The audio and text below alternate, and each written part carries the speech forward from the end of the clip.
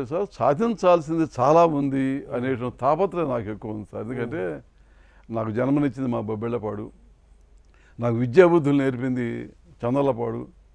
ఎలక్షన్లో ప్రచారం చేసుకోవడానికి జీపు లేకపోయినా ఇంత పేపర్ వచ్చి చేయించుకొని గ్రామాల్లో కాలినడకని తిరిగి అమ్మ నేను కాంగ్రెస్ పార్టీని పోటీ చేస్తున్న ఓట్లు ఏమంటే అనూహ్యమైన పైగా ప్రతి బడ్డీ కొట్టేవాళ్ళు, బజార్లు అమ్మడి దువ్వెలు నమ్ముకునేవాళ్ళు, పిన్నిసులు నమ్ముకునేవాడు, బడ్డీ కొట్టేవాళ్ళు.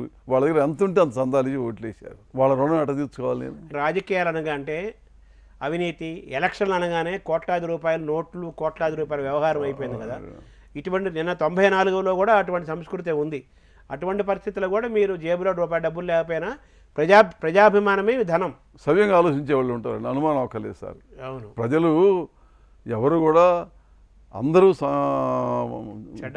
ఆలోచించారు. అందరూ ఎక్కువ మంది మంచిదే ప్రేమిస్తారు సార్, మంచి ఆలోచిస్తారు. ఏదో కొద్ది మంది మాత్రమే అలాంటి దృష్టి ఉంటుంది కానీ ఎక్కువ మంది. కాబట్టి ఎప్పుడు కూడా ప్రజలు మంచిదే ప్రేమిస్తారు సార్, మంచిని గౌరవిస్తారు, నిజాయితీని ప్రేమిస్తారు.